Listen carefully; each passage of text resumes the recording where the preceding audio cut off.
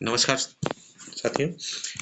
आइए आज की कक्षा में हम संस्कृत गद्यांश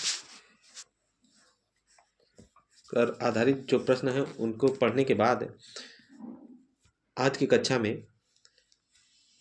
जो शिक्षण के प्रश्न पूछे जाते हैं सीटेट एग्जाम में उनकी चर्चा करते हैं। देखिए,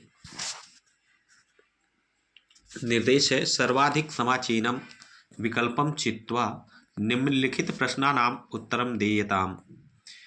सर्वाधिक समीचीन यानी जो उचित हो, विकल्पम विकल्प को चित्वा यानी पहचान कर, निम्नलिखित प्रश्नानाम उत्तरम देयताम निम्नलिखित प्रश्नों के उत्तर दीजिए। निर्देश क्या है कि सर्वाधिक उचित उत्तर की पहचान करके निम्नलिखित प्रश्नों के उत्तर दीजिए। तो प्रश्न क्या है? छात्राणाम भाषण कौशल विकासार्थम ध्वनिक्रमस्य उपयोगः कथम करणीयः। छात्रों में भाषण कौशल के विकास के लिए ध्वनि क्रम का उपयोग किस प्रकार करना चाहिए, किस प्रकार होगा। ठीक, तो देखिए, अगर हम भाषण कौशल की बात करें तो भाषण कौशल के लिए सबसे जरूरी जो तथ्य होता है ना, वो होता है कि श्रोता होना। ठीक, भाषण आप देंगे किसी विषय पर अपना मंतव्य व्यक्त करने के लिए, सबसे पहले उस विषय के बारे में आप अच्छा सुने, कुछ जानकारियां इकट्ठा करें। तो जब आप सुनेंगे तो सुनने के बाद जो है क्या करते हैं, उस सुने हुए किसी के वक्तव्य को सुनने के बाद उस सुने हुए वक्तव्य के आधार पर व्याख्या या कथा कथन करते हैं, तो वही जो है क्या कहलाता है, भाषण कहलाता है। तो ध्यान दीजिए कि प्रश्न है छात्राणाम भाषण कौशल विकासार्थम ध्वनि क्रमस्य उपयोगः कथम करणीयः। पहला है भाषा युक्त श्रुति लेख द्वारा। दूसरा विकल्प है कि भाषण व्यंग्य चित्राणाम अथवा अन्य दृश्य सामग्री प्रयोग द्वारा, व्यंग्य चित्र अथवा अन्य दृश्य सामग्री के प्रयोग द्वारा भाषण कौशल का विकास किया जा सकता है। या फिर पूछ रहा है कि मूल ध्वनि क्या है, मूल ध्वनि आधारित कथा या विवरण कथा द्वारा, या फिर अभिसिंचित ध्वनि क्रमणस्य श्रवण पश्चात श्रुत सामग्री आधारीकृत व्याख्यान द्वारा अथवा कथा कथन द्वारा। तो हमने आपको बताया कि भाषण कौशल के लिए सबसे जरूरी क्या है, अभिसिंचित ध्वनियों का श्रवण करना और उसके आधार पर अभिसिंचित ध्वनियों का श्रवण करना और उसके आधार पर व्याख्या अथवा कथा कथन ही जो है क्या होता है, यह भाषण कौशल के ध्वनि क्रम के विकास के लिए सबसे ज्यादा उपयोगी होता है। ठीक, एकालाप अगला क्वेश्चन है, अगला प्रश्न जो है वह क्या है आपका, एकालाप। एकालाप द्वारा त्रयाणाम उपकौशलम आकलनम क्रियते। एकालाप के द्वारा 3 उपकौशलों का आकलन किया जाता है, वह कौन कौन से हैं। पहला है विकल्प दिया स्वर लहरी, टोन जिसे हम कहते हैं ध्वनि गुण या गति, या फिर ध्वनि गुण शैली, वक्त व प्रस्तुति या वक्त अनुमानम, स्वर लहरी या संदर्भ, या फिर भाव भंगिमा, वक्तानुमान या वक्त प्रस्तुति। ये पूछ रहा है। एकालाप सबसे पहले आप जानिए क्या है। एक आलाप मतलब एक स्वर में बोलना जो नहीं होता है, से बच्चे कक्षा में आप देखते हैं बोला जाता है, एक बालक बोलता है, उसके आधा श्रवण करके सभी बालक क्या करते हैं, बोलते हैं वही सब जोर से, एक ही आलाप में, मतलब एक ही स्वर में सब बोलते हैं। तो सब अगर एक आलाप करता है बालक, तो एक आलाप में सबसे जरूरी जो है वह क्या है, सबसे जरूरी है आपका स्वर। उसमें क्या है, जो उप 3 कौशल किए जाते हैं उनमें स्वर लहरी का विकास होता है, ध्वनि गुणों का विकास होता है और गति आती है। ठीक, जोर जोर से बोलेंगे तो गति होती ही है, ध्वनि गुण की पहचान होती है और स्वर लहरी का पहचान है। यानी एकालाप द्वारा त्रयाणाम उपकौशलम आकलनम क्रियते, इस प्रश्न का जो उत्तर है वह स्वर लहरी, ध्वन गुण और गति ही है। ठीक, अगला प्रश्न, आइए चलते हैं अगले प्रश्न पर। भाषार्जन दृष्टया, भाषार्जन दृष्टया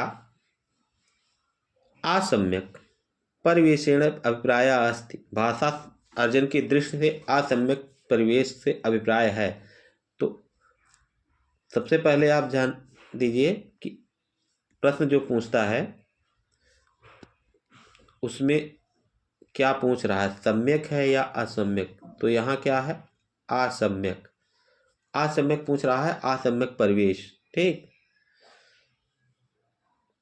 अगर हम असम्यक पूछ रहा है तो असम्यक पर ध्यान देंगे।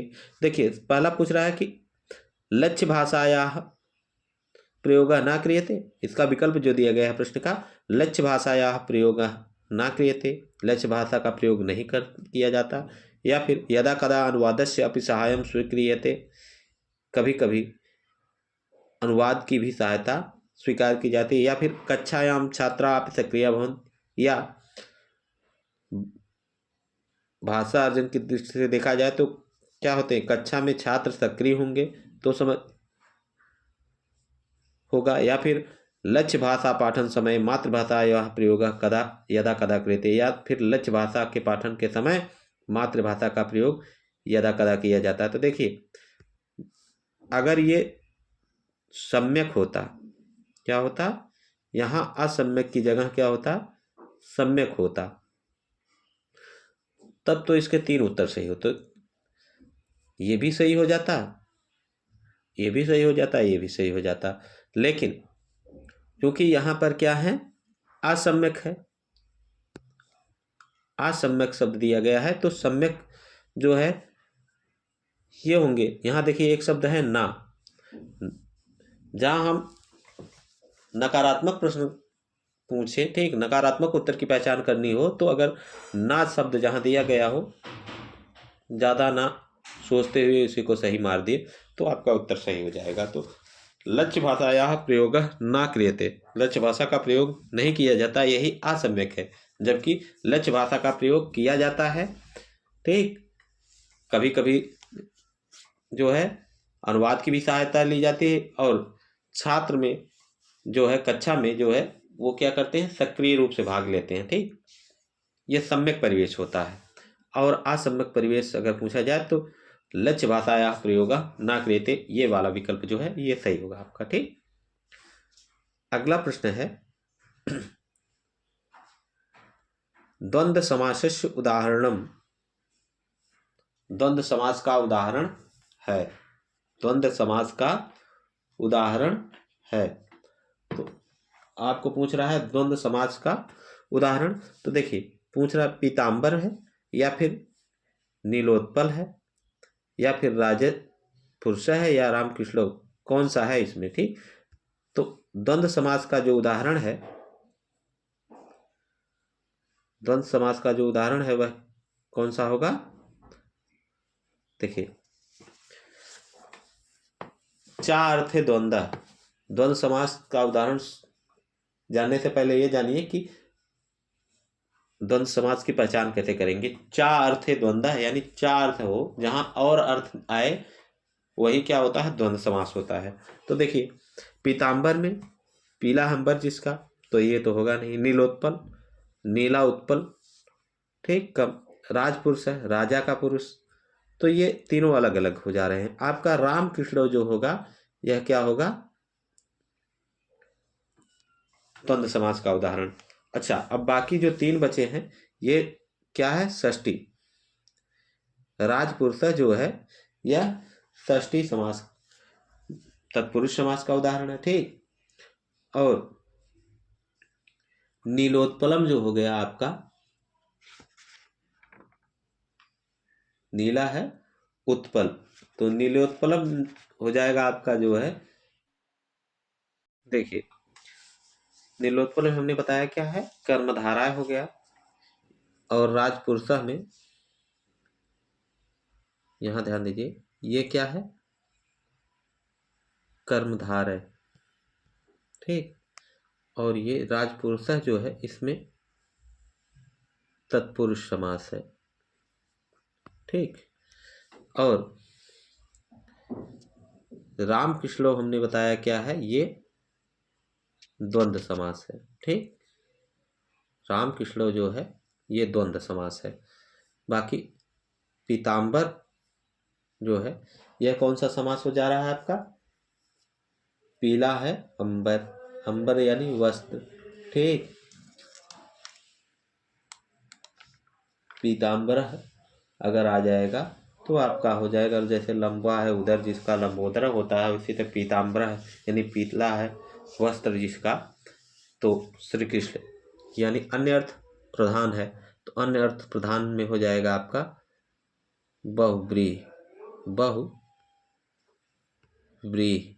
ठीक, बहुव्रीहि हो जाएगा।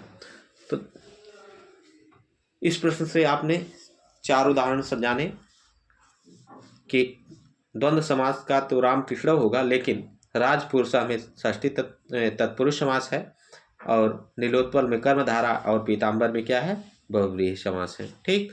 अब अगले प्रश्न पर चलते हैं। अगला प्रश्न जो है आपका वह है परिप्रश्नेन अधिगमनेन अभिप्राय अस्ति। परिप्रश्नेन अधिगमनेन अभिप्रायः अस्ति, यानी परिप्रश्न अधिगम का अभिप्राय क्या है। तो परिप्रश्न अधिगम का अभिप्राय पूछ रहा है प्रश्न, तो परिप्रश्न अधिगम का अभिप्राय पूछ रहा है, तो विकल्प में दिया गया है कि व्याख्या समय सार्थक ध्वनि नाम उच्चारणम,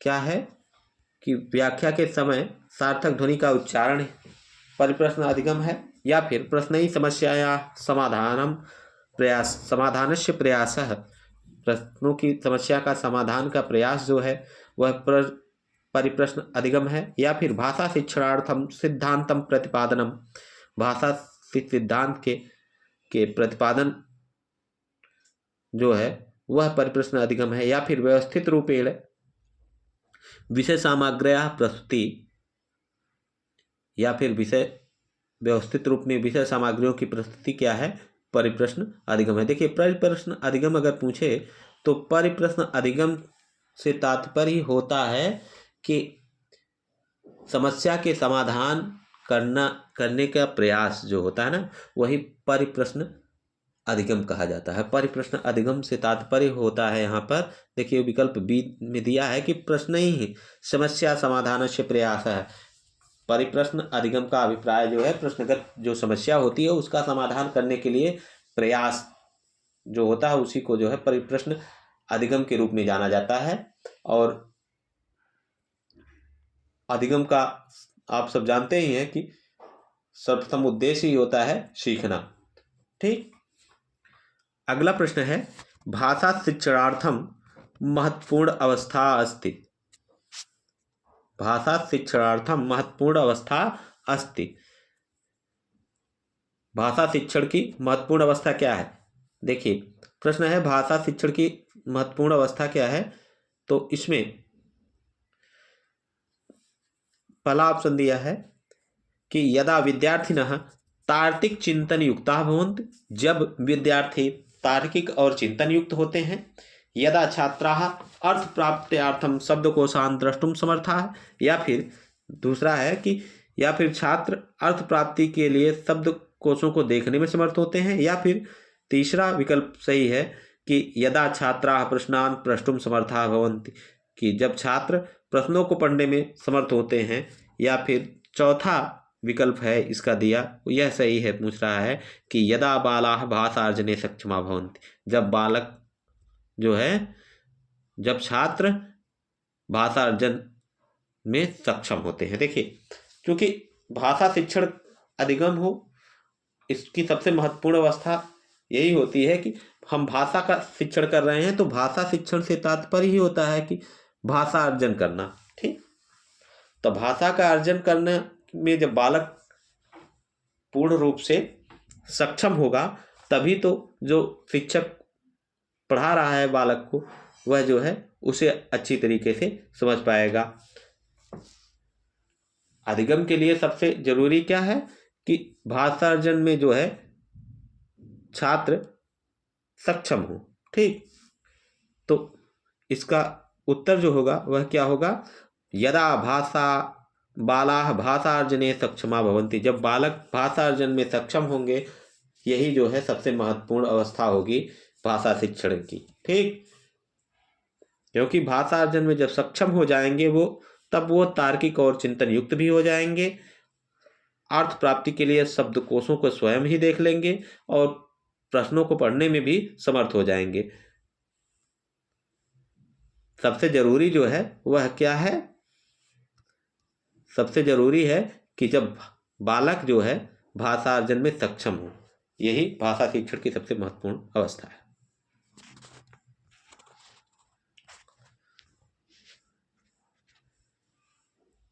देखिए अगला प्रश्न है,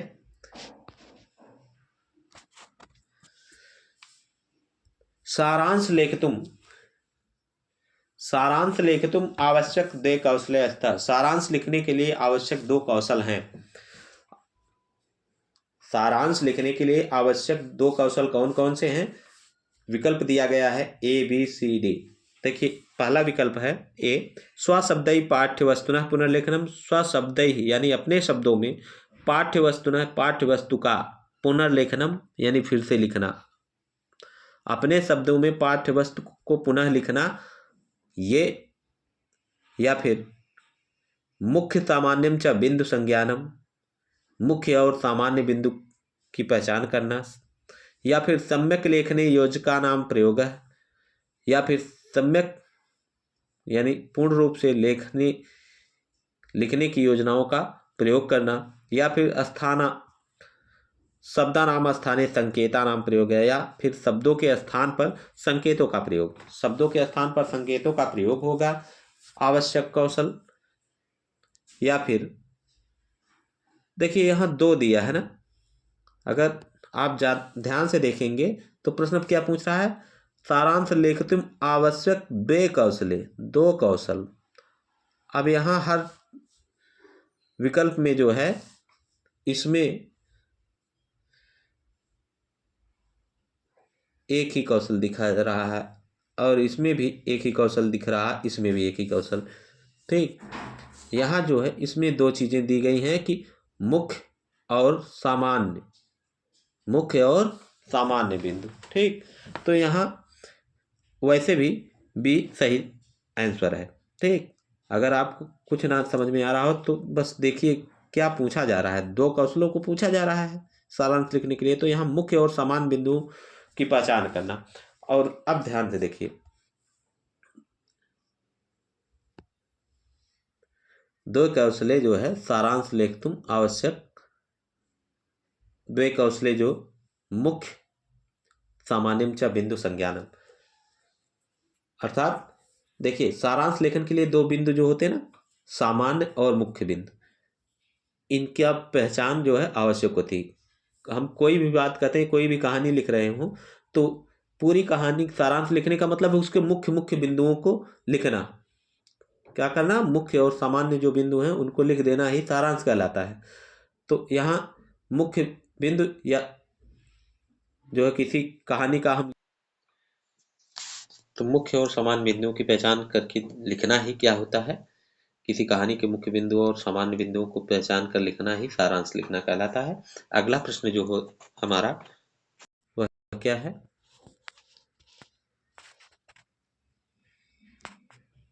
यदा छात्रः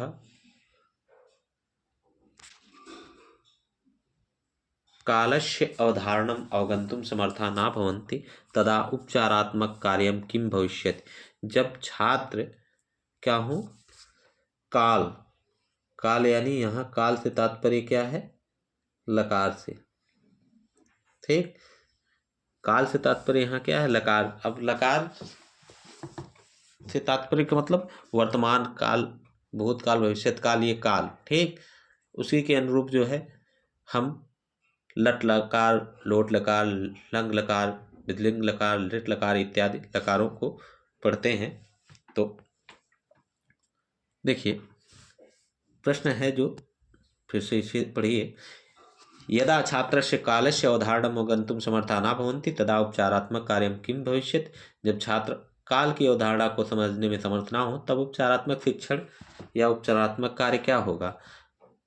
संबद्ध सूत्राणाम रटनम, या फिर असंबद्ध कारणम अभ्यासम, या फिर संदर्भानुसारम अभ्यासम, या फिर लकारानुगुणम रूपाणाम पुनः पुनः स्मरणम। ठीक है, तो देखिए जब बालक समय की अवधारणा को समझने नहीं पा रहा हो तो उपचारात्मक जो शिक्षण होता है या कार्य होता है वह होता क्या है। सबसे पहले जब छात्र अवधारणा को समझने में समर्थ नहीं हो तब उपचारात्मक कार्य लकार संबंधी रूपों को क्या करते हैं हम बार बार स्मरण कराया जाना ही ठीक रहता है। ठीक, लकार के संदर्भ में अगर वो ना बालक समझ पा रहा हो तो उसे बार बार रूपों को पुनः स्मरण कराया जाता है। देखिए प्राथमिक स्तर पर बच्चों को क्या किया जाता है भाई, जो सब नहीं आता है उसे बार बार जो है वही बुलवाया जाता है रूप, ताकि वह आसानी से रूप को जान सके, ठीक, समझ सके और उसके अंदर ये उदाहरण हो सके कि यह किस लकार का है। ठीक, देखिए तो 23वीं का जो उत्तर होगा वह क्या हो जाएगा, लकारानुगुणम रूपाणाम पुनः पुनः स्मरणम। लकारों के अनुगुणों को जो है या रूपों को बार बार स्मरण करना या याद दिलाना। ठीक, अगला जो विकल्प प्रश्न है वह है सतत और व्यापक मूल्यांकन पर आधारित प्रश्न है। देखिए सतत और व्यापक मूल्यांकन अंतर्गत, सतत और व्यापक मूल्यांकन के अंतर्गत अब पूछ रहा है इसके अंतर्गत क्या आता है कि छात्र सर्वदा आनंदेन कार्य निमग्ना भवन्ति, छात्र हमेशा आनंद पूर्वक कार्य में लगे रहते हैं होते हैं, या फिर शैक्षणिक भारम अधिकम निर्वहन, छात्र शैक्षणिक भारम अधिकम निर्वहन, शैक्षणिक भार को अधिक निर्वहन करते हैं, या छात्र पूर्णतया अध्यापकान नियंत्रणे सन्ति, या छात्र पूर्णतया अध्यापक के नियंत्रण में होते हैं, और छात्र मूल्यांकनम नियमित रूपेण करते हैं, या छात्र मूल्यांकन छात्राणाम मूल्यांकन या छात्रों का मूल्यांकन जो है क्या होता है नियमित रूप से किया जाता है। तो देखिए सतत से तात्पर्य जो है, सतत शब्द होता ही है क्या, निरंतरता का घोतक, निरंतरता यानी नियमित रूपता का घोतक। सतत शब्द जो है ना, ये जो सतत शब्द है यह जो है नियमित या निरंतरता का घोतक है। तो इस तरीके से आप डायरेक्ट ऐसे ही आंसर लगा सकते हैं कि छात्रों का मूल्यांकन नियमित रूप से किया जाता है।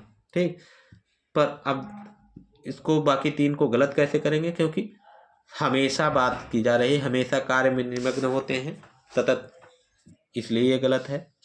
दूसरा शैक्षणिक भारम अधिकम निर्वहन, शैक्षणिक भार का अधिक निर्वहन करते हैं, इसलिए ये गलत है।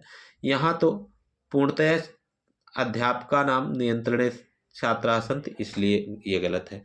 इसलिए ये विकल्प जो है आपका चौथा सही हुआ। देखिए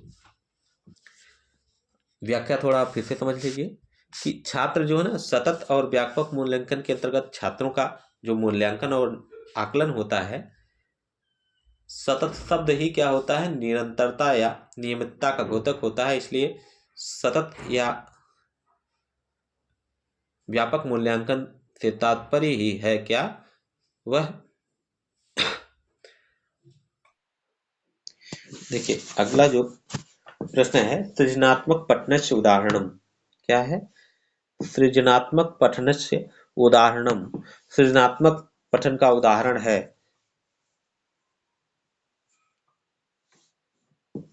विकल्प है संबद्ध सूचनार्थम दर्शनम, संबद्ध सूचनाओं के अंतर्जाल का दर्शन, या फिर विभिन्न दृष्टिकोणेन नाटकीकरणम भूमिका निर्वहणम पुनर्लेखनम च, या फिर विभिन्न दृष्टिकोण से नाटकीकरण की भूमिका का निर्वहन करना और लिखना, या फिर जो है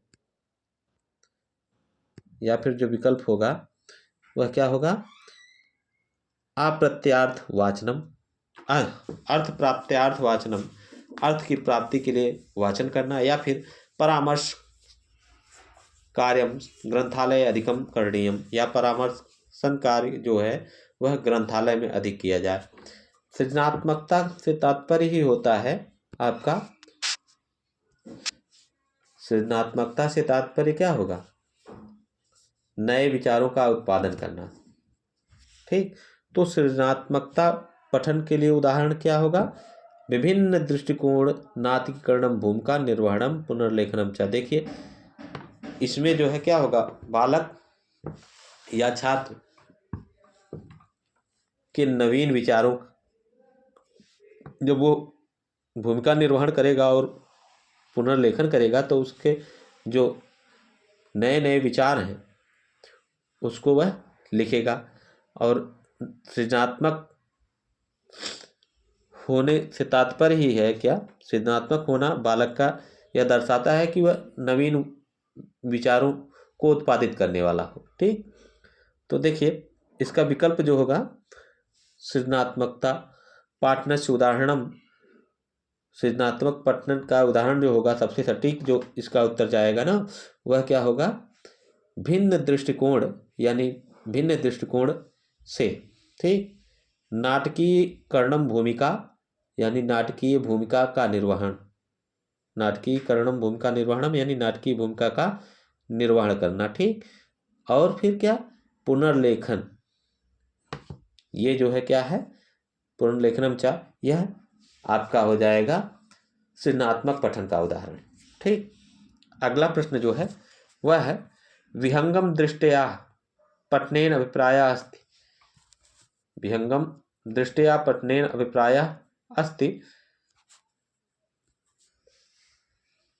26वां प्रश्न है विशिष्ट अर्थम अथवा सूचना प्राप्तुम संपूर्ण पाठ्यवस्तु गंभीरतया पठनम, विशिष्ट अर्थ अथवा सूचना की प्राप्ति के लिए संपूर्ण पाठ्यवस्तु का पठन करना, यह जो है विहंगम पठन है। या फिर लिखित सामग्र्याः सार्थक सूचना नाम प्राप्तुम पठनम, या फिर लिखित सामग्रियों की सार्थक सूचना की प्राप्ति के लिए जो है पढ़ना, यह विहंगम पठन है। या पठित सामग्र्याः विचारणार्थम निहित सूचनार्थम च निर्णयम, या फिर पठित सामग्री के विचारण के लिए निहित सूचनाओं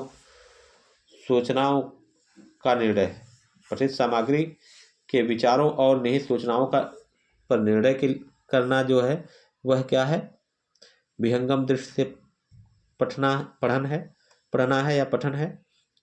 देखिए, या फिर आखिरी विकल्प दिया है डी वाला ऑप्शन कि सामान्य भावार्थ विचारम अथवा सारम प्रस्तुम पाठ्यवस्तुनः शीघ्रतया पठनम, सामान्य भावार्थ के विचार के लिए या फिर सार की प्राप्ति के लिए, सार यानी सारांश के, सारम यानी सारांश की प्राप्ति के लिए पाठ्यवस्तुओं का शीघ्रता से पठन विहंगम दृष्टि से यानी स्किमिंग पठन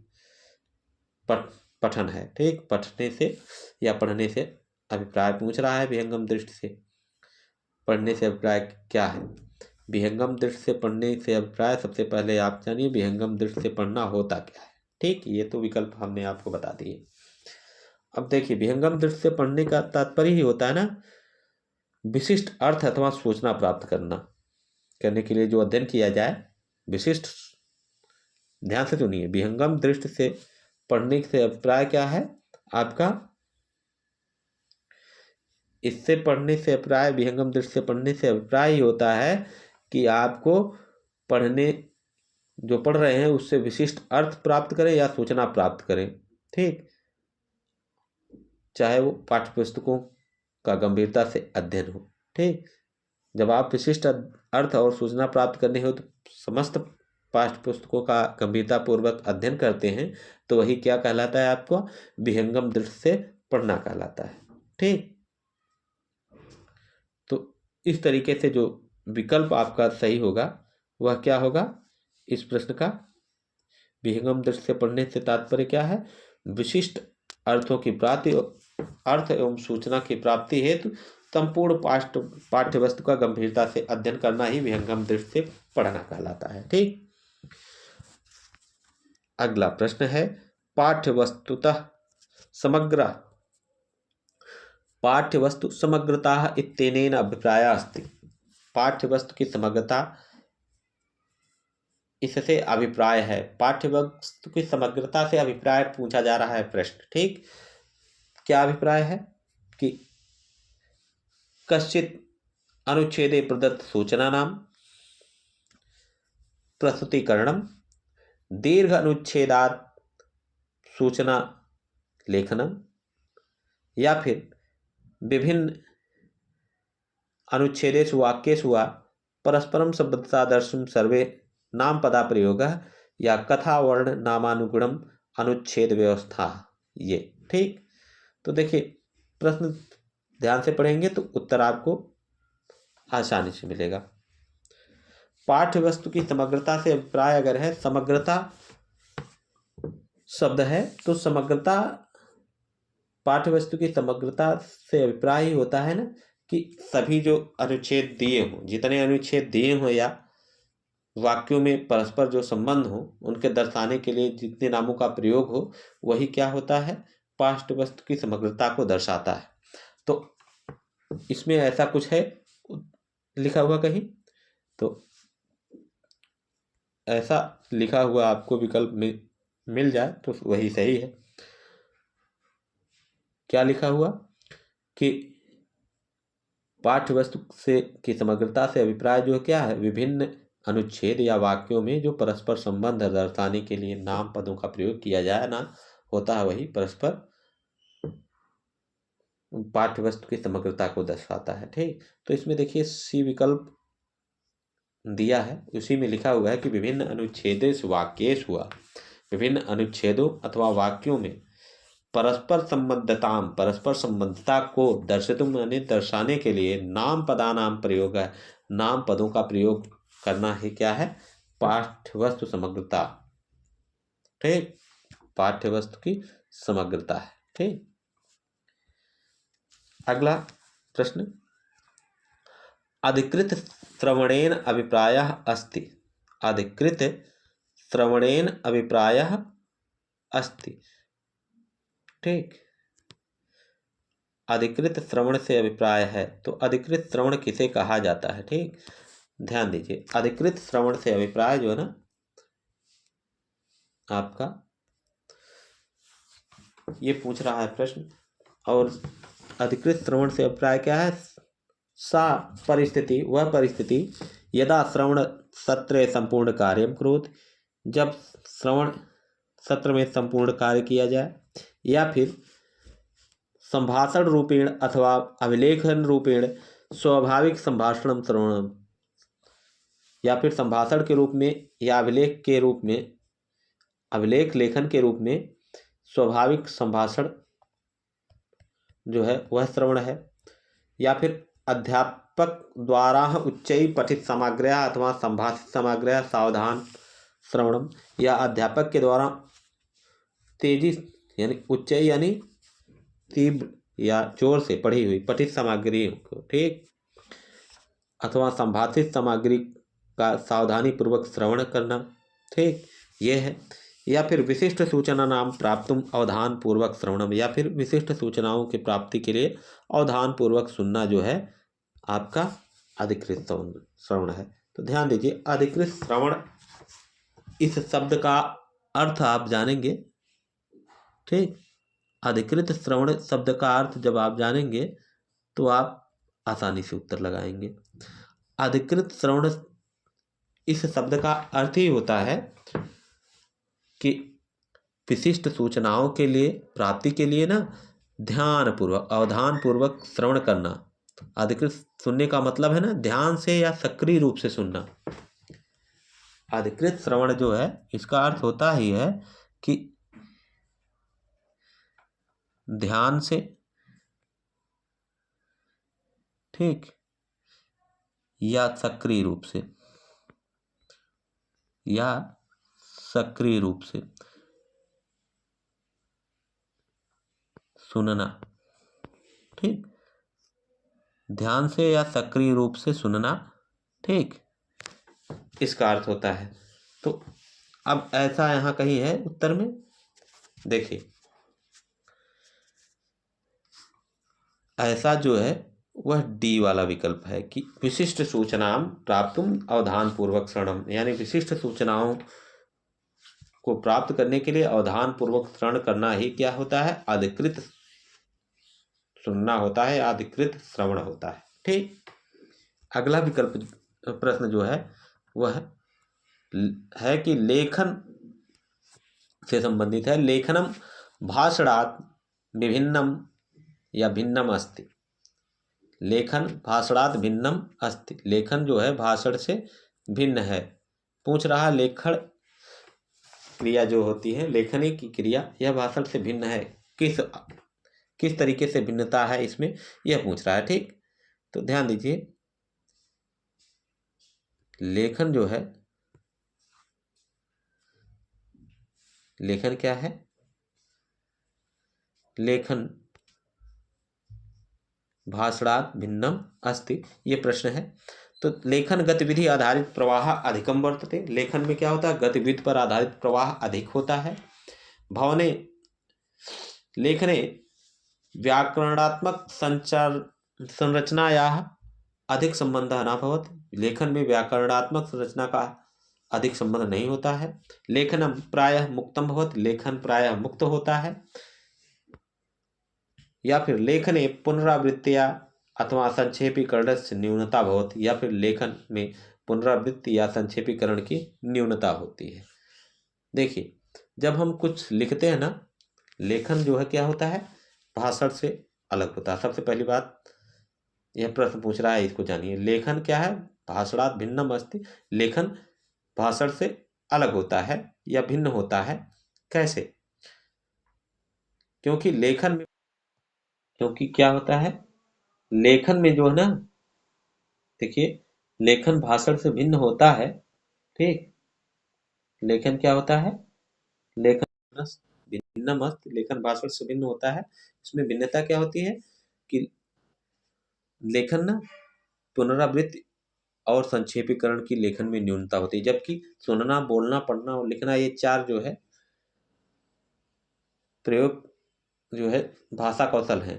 ठीक, प्रयोग करने की क्षमता को जो है हम क्या कहते हैं, इनकी, चाहे सुनने, बोलने, पढ़ने और लिखने के प्रयोग करने की जो क्षमता होती है, हम क्या कहते हैं, भाषा कौशल कहते हैं।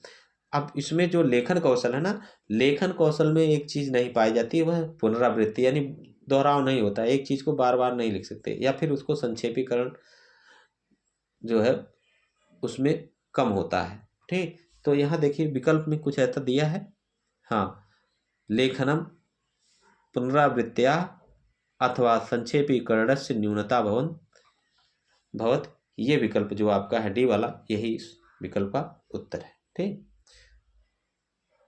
क्योंकि लेखन में गतिविधि आधारित प्रवाह अधिक होता है, लेखन में व्याकरणक संरचना जो है वह अधिक संबंधित नहीं होती है।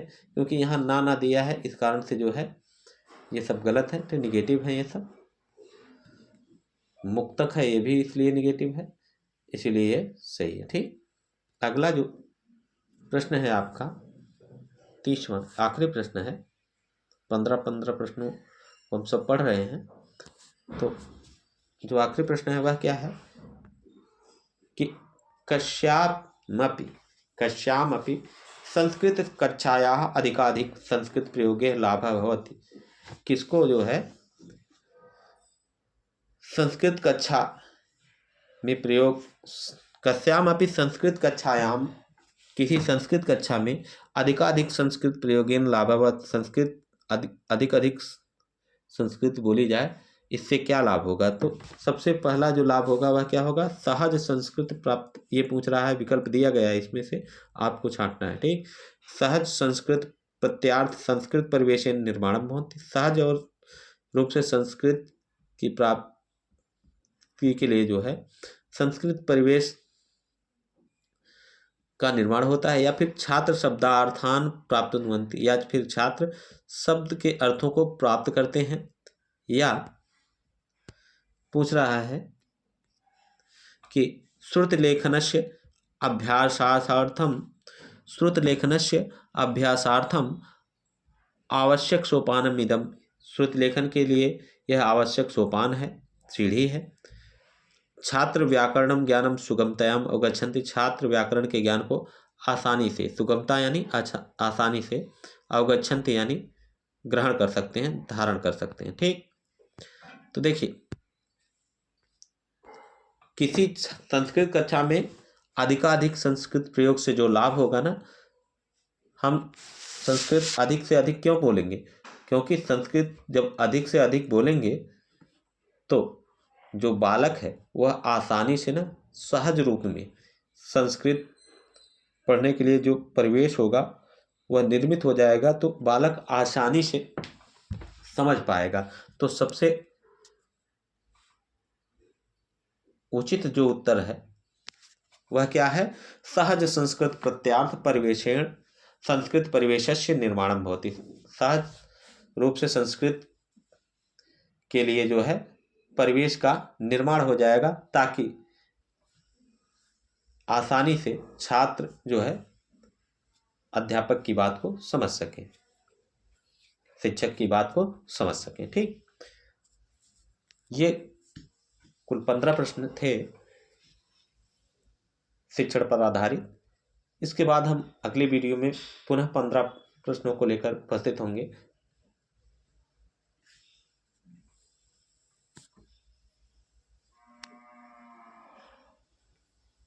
ठीक है।